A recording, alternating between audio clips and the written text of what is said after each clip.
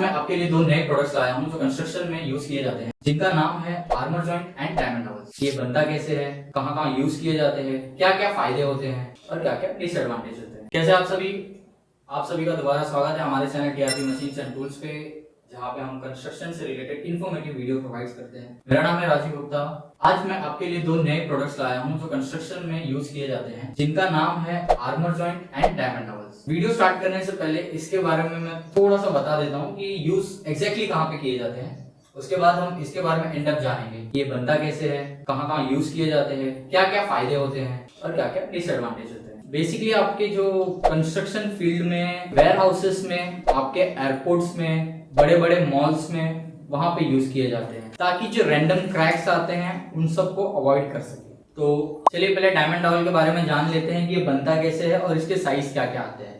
तो इसका जो पहला साइज है वो है 100 by 100 by 6 mm by 8 mm और by 10 mm। जो प्लेट का साइज और थिकनेस रहता है वो आपके फ्लोरिंग पे डिपेंड करता है कि आप कितने mm के फ्लोरिंग यूज कर रहे हो। जैसे कि फॉर एन एग्जांपल, आप अगर आपका जो फ्लोरिंग है वो 175 mm का है तो आप 6 mm का डायमंड डबल यूज कर सकते हो। आपका फ्लोरिंग अगर 200 mm का है तो आप उसमें 8 mm का डायमंड डबल यूज कर सकते हो। आपका फ्लोरिंग अगर 225 या 230 mm का है तो आप 10 mm का यूज कर सकते हो। इसको स्टैंडर्ड मॉडल कहते हैं। इस स्टैंडर्ड मॉडल के अलावा एक और मॉडल आता है जिसको हम स्क्वायर या चौरस बोलते हैं। इसका जो साइज होता है ये 150 by 100 by 6 mm होता है। अब इसका जो थिकनेस रहता है वो स्टैंडर्ड रहेगा, सेम रहेगा, और जो इसका साइज है वो आपके इंजीनियर पे डिपेंड करता है कि उसने कैसा आपको सजेस्ट किया है। नॉर्मली जो पीपल से ज्यादा करके कंस्ट्रक्शन में 90% फ्लोरिंग्स में आपका ये ट्रायंगल वाला ही यूज होता है, स्टैंडर्ड वाला। 10% में आपका ये चौरस वाला यूज किया जाता है एज पर आपके इंजीनियर के उसके अकॉर्डिंग। अभी जानते कि कहाँ पे यूज किया जाता है डायमंड डबल बेसिकली। तो आपका ये जो डायमंड डबल है ये मॉल्स में यूज किया जाता है, बड़े बड़े मॉल्स में, बड़े बड़े पार्किंग लॉट में। फिर आज के डेट में OLX कार देखो, ये सब जगह पे कार्स खड़ी रहती हैं, बहुत सारी कार्स एकड़ों में खड़ी रहती है, वहां पे यूज किया जाता है। बड़े बड़े वेयर हाउसेस में किया जाता है। अब इसका यूज करने का फायदा क्या रहता है, मीन्स क्यों यूज किया जाता है। इसका जो मेन पर्पस रहता है आपका जो कंक्रीटिंग है, आपका जो फ्लोरिंग है उसको बचाना। क्योंकि अगर आपके फ्लोरिंग पे क्रैक आता है तो क्रैक सीमित नहीं रहता है, आपने फ्लोरिंग जितना दूर तक किया रहेगा। अब क्योंकि मॉल जो रहता है या वेयर हाउस रहता है, इन लोग का एरिया भी बड़ा रहता है, तो अगर क्रैक थोड़ी जगह पे भी आता है तो वो धीरे धीरे बढ़ने लगता है और एंड तक चले जाता है, जिसकी वजह से आपका बहुत ज्यादा नुकसान हो सकता है। तो डायमंड डबल का काम यही रहता है कि आपके क्रैक्स को प्रिवेंट करे, आपके क्रैक्स को कम करे और आपके फ्लोरिंग की जो लाइफ है उसको एनहांस करे, उसको बढ़ाए। जब आपका मॉल बनता है या वेयर हाउस बनता है तो डायमंड डबल को कैसे यूज करते हैं ये जान लेते हैं हम। डायमंड डबल जो है ये आपका कंक्रीटिंग आप जब कर रहे हो उसके पहले ही आप LDP शीट बिछा लेते हो। फिर डायमंड डबल को प्लेस करने के लिए, कंक्रीट करने के लिए फर्स्ट ऑफ ऑल माइवन यूज करते हैं। माइवन मीन्स आपका पटरा, जिससे आप शेप देते हो आपके कंक्रीटिंग को, एक फ्लोरिंग को जो शेप देते हो उसको एक स्क्वायर में शेप दिया जाता है और उसी वक्त आपके उस पटरे में डायमंड डबल को इंसर्ट किया जाता है। और जिधर आपने कवर किया है आपके फ्लोर को, जिधर आपको कंक्रीटिंग करना है वहां पे आप कंक्रीटिंग एक साइड पे कर देंगे। अब एक साइड पे कंक्रीटिंग करने के बाद उसको थोड़ा सूखने दिया जाता है ताकि वो स्टेबल हो जाए और आपका जो प्लेट है वो उसमें फिक्स हो जाए। सूखने के बाद वो पटरे को, ये आपने जो भी माइवन यूज किया उसको निकाला जाता है और इस स्लीव को लगाया जाता है। आपका ये जो स्लीव है ये अपना ABS मटेरियल से बना रहता है, जो प्लास्टिक में एकदम बढ़िया क्वालिटी का माना जाता है। और फिर ये प्लास्टिक का स्लीव लगाने के बाद इसके ऊपर से भी कंक्रीटिंग की जाती है। अभी आप सोच रहे होंगे कि हम ये प्लास्टिक का स्लीव क्यों लगाते हैं, हम कंक्रीटिंग डायरेक्ट भी कर सकते हैं। तो ऐसा आप नहीं कर सकते हैं, क्योंकि अगर मैं कंक्रीटिंग प्लेट के दोनों बाजू कर दूं तो प्लेट जो है मेरा वो लोखंड का है, वो फिक्स हो जाएगा। आपके कंक्रीट में आप देखे रहोगे सरिया जो रहता है, जब भी सरिया आप डालते हो बिल्डिंग्स में या कहीं भी, तो कंक्रीट में एकदम फिक्स रहता है, वो मूव नहीं करता है। और हमको क्या इसको हल्का सा मूवमेंट लाना है, वो अपने नेकेड आई से नहीं दिख पाएगा, लेकिन आप अगर थर्मो प्रोजेक्ट से देखते हो या किसी भी मशीन से देखते हो तो आपको हल्का सा डिफ्लेक्शन दिखेगा।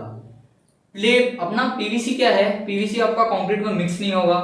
जब वो कंक्रीट में मिक्स नहीं होगा तो आपका जो प्लेट है वो प्रॉपर मूव होगा, क्योंकि एक साइड में आप पूरा PVC का रखोगे, एक साइड में कंक्रीट का रखोगे, तो जब भी कोई प्रेशर आएगा, ज्यादा प्रेशर आएगा, तब आपका जो कंक्रीट रहेगा उसमें हल्का सा मूवमेंट होगा, एकदम माइनर मूवमेंट होगा।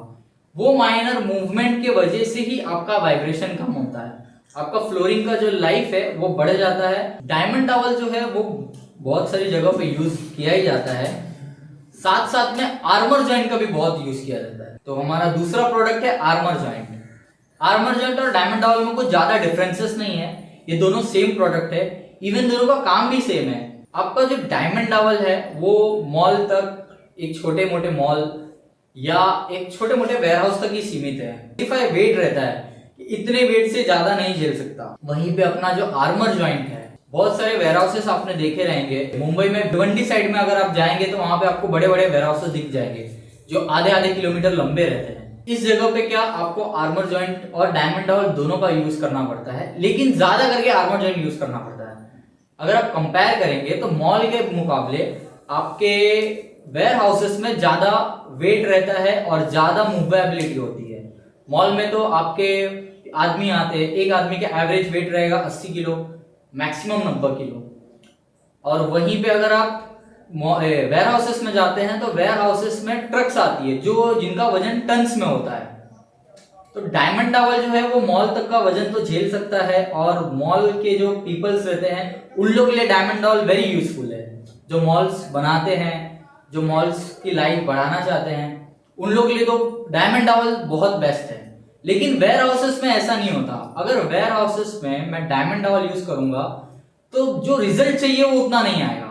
आर्मर जॉइंट जो है वो आपका कुछ ऐसा दिखता है। पहले हम इसके पार्ट्स के बारे में जान लेते हैं कि इसके पार्ट्स कैसे हैं, या आर्मर जॉइंट किस चीज से बनता है। ये कंप्लीट प्रोडक्ट का नाम आर्मर जॉइंट है, बट इसमें भी बहुत सारे इसके पार्ट्स हैं जिनको जोड़ के एक फिनिश प्रोडक्ट बनाया गया आर्मर जॉइंट। उसके बाद हम बात करेंगे कि इसके यूज कैसे होते हैं और इसके एडवांटेजेस क्या होते हैं। ये पहला प्रोडक्ट है पाटा। इसको पाटा बोलते हैं। पाटे का जो लेंथ होता है वो 2.5 मीटर का होता है, और इसका जो थिकनेस होता है वो 10 mm का होता है, और इसका जो विड्थ होता है वो 40 mm का होता है। अब आप सोच रहे होंगे कि ये 2.5 मीटर लंबाई क्यों होता है और ये 10 mm ही क्यों होता है। क्योंकि जो हमारी स्टील मैन्युफैक्चरिंग कंपनीज है, जैसे JSW हो गई, टाटा हो गई, वो स्टैंडर्ड 2.5 मीटर का ही बनाती है। क्योंकि अगर इससे ज्यादा बड़ा बनाएगी तो ट्रक्स में या प्रॉपर कहीं लोड नहीं हो पाएगा, या तो इन लोगों का वेट ज्यादा हो जाएगा, तो ट्रांसपोर्टेशन में प्रॉब्लम होगा। पार्टे के बाद हमारा जो दूसरा प्रोडक्ट है वो है स्टड। स्टड का जो काम रहता है वो आपके वाइब्रेशंस को लो करता है। ये स्टड ऐसे दिखता है। इसका जो थिकनेस होता है वो 10 mm का थिकनेस होता है। इसकी जो लेंथ होती है वो 100 mm का लेंथ होता है। स्टड के नीचे जो होता है वो होता है पतरा। अब पतरा जो होता है वो 2 mm थिकनेस का होता है, और ये नीचे से यू बेंड रहता है। यू इसलिए रखा जाता है ताकि आप जब आर्मर जॉइंट को आपके कंक्रीट करने वाले जगह पे प्लेस करो तो नीचे से उसको सपोर्ट मिले, स्टैंडिंग सपोर्ट मिले। इसमें एक मेन चीज होता है जो होता है, ये जो नट बोल्ट है ये नायलॉन से बनता है, जो प्लास्टिक में ही एक बहुत ही अच्छी ग्रेड का होता है। इसका मेन काम जो रहता है आपके पाटे को जोड़ के रखना होता है। अब पाटे को जोड़ना मतलब ये आप MS के बोल्ट से भी कर सकते हो, लेकिन नायलॉन का ही क्यों यूज किया जाता है। MS का जो बोल्ट है आप जब उसको फिक्स करोगे, टाइट करोगे, तो कंक्रीट में जाने के बाद आपका जो बोल्ट है वो फिक्स हो जाएगा और मूव नहीं करेगा। हमें जब ये कंक्रीट के बाद आप आर्मर जॉइंट को लगाओ तो ये बोल्ट मूव होना चाहिए, क्योंकि जब प्रेशर आता है तो आपका जो दोनों पार्टा रहता है वो हल्का सा मूव होते हैं। तो मूव करने के लिए उन लोगों को थोड़ा स्पेस चाहिए। ये स्पेस नायलॉन बोल्ट्स प्रोवाइड करता है, क्योंकि नायलॉन बोल्ट जो है वो आपके कंक्रीट में मिक्स नहीं होता है, क्योंकि वो PVC के अच्छे ग्रेड से बना रहता है। और PVC को आप देख लीजिए कभी भी कंक्रीट में मिक्स नहीं, इसलिए हम नायलॉन का यूज करते हैं। और ये जो हमारा प्रोडक्ट है इसको बोलते हैं डायमंड टॉवल। ये बेसिकली आर्मर जॉइंट में फिट रहता है। ये प्लेट है और ये स्लीव है। आपका जब 2.5 मीटर का लंबा आर्मर जॉइंट होता है तो उस 2.5 मीटर के आर्मर जॉइंट में 5 प्लेट और 5 स्लीव लगी रहती है। ये कुछ इस प्रकार दिखती है। इधर से आपका प्लेट दिखेगा और इधर से उसी प्लेट को स्लीव कवर किया रहेगा हाफ। ये हो गया हमारे प्रोडक्ट के पार्ट्स और उसके कुछ जानकारी। मान लीजिए कि आपने कोई जगह अलॉट कर लिया कि यहाँ पे मुझे अपना वेयर हाउस बनाना है या एयरपोर्ट बनाना है। अब उसका जो सरफेस रहेगा उस पर हम रोड रोलर या ड्रम रोलर से उसको प्लेन करेंगे और उसके ऊपर एलडीपी शीट को प्लेस करेंगे। एलडीपी शीट जो है आपका 125 या 200 माइक्रॉन्स का रहेगा। एलडीपी शीट को इसलिए प्लेस किया जाता है ताकि आप जब कंक्रीटिंग करो तो आपका कंक्रीट और सॉइल दोनों मिक्स ना हो। एलडीपी शीट रखने के बाद हम उस पे आर्मर जॉइंट अपना प्लेस करेंगे with the help of armour joint stand. Armour joint stand का बेसिकली काम रहता है उसको सपोर्ट देना और एक प्रॉपर स्टैंड देना जिससे आपका आर्मर जॉइंट प्रॉपरली खड़ा रहे। आर्मर जॉइंट खड़ा करने के बाद उसका जो एक साइड रहता है दूसरा पोर्शन उस पे हम कंक्रीटिंग करते हैं जिससे कि आधा आर्मर जॉइंट आपका कंक्रीट में फिक्स हो जाता है विदाउट स्लीव। अब वो फिक्स होने के बाद हम उसको कुछ दिन के लिए छोड़ देते हैं ताकि आपका कंक्रीट जो है वो सूख जाए। सूखने के बाद स्टैंड निकाला जाता है। अब ये आधा आपका आर्मर जॉइंट कंक्रीट में फिक्स है तो बाय डिफॉल्ट वो प्रॉपर स्टैंड ले पाता है, एक प्रॉपर स्टैंडिंग पोजीशन में ऑलरेडी रहता है। तो जो दूसरा पोर्शन है प्लेट का जो ओपन रहता है उसमें हम स्लीव इम्प्लांट कर देते हैं, स्लीव को लगा देते हैं। स्लीव को लगाने के बाद हम उसके ऊपर दूसरे साइड भी कंक्रीटिंग कर देते हैं। अब कंक्रीटिंग करने के बाद क्या होता है, आपका जो स्लीव है वो कंक्रीट में मिक्स नहीं होता है। अब कंक्रीट में स्लीव मिक्स नहीं होता है तो इस कारण से हमको आर्मर जॉइंट पे जब ज्यादा प्रेशर आता है तो आर्मर जॉइंट मूव होता है। आपका जो फ्लोरिंग है वो हल्का सा मूव होता है, डिफ्लेक्शन, उसमें एक हल्का सा डिफ्लेक्शन होता है जो हम अपने नेकेड आइज से देख नहीं पाते। लेकिन आप अगर किसी मशीन से देख रहे हो या किसी थर्मो इलेक्ट्रिकल गैजेट से देख रहे हो तो आपको वो हल्का सा मूवमेंट दिखेगा। इसके बाद इसके ऊपर कंक्रीटिंग कर दी जाती है और कंक्रीट करने के बाद आपका जो फ्लोर है उसको माइनर सा कट दिया जाता है और उसमें बैकर रॉड को डाला जाता है और उसको फिल कर दिया जाता है। इसके बाद आपके फ्लोर्स पे जब बड़े बड़े व्हीकल्स आते हैं, जब बड़ा भारी प्रेशर आता है तो आर्मर जॉइंट के हेल्प से आपका फ्लोर उस प्रेशर को झेल पाता है, उस वाइब्रेशन को झेल पाता है। और जो वाइब्रेशन के वजह से क्रैक्स आते हैं वो क्रैक्स नहीं आते हैं। इन क्रैक्स नहीं आने की वजह से आपका जो फ्लोर का जो लाइफ रहता है वो काफी लंबा रहता है, जिसकी वजह से आपका वेयर हाउस बहुत ही लंबा चल सकता है। आई होप आपको ये वीडियो पसंद आया रहेगा। अगर पसंद आया तो लाइक सब्सक्राइब करिए और ये शेयर कीजिए।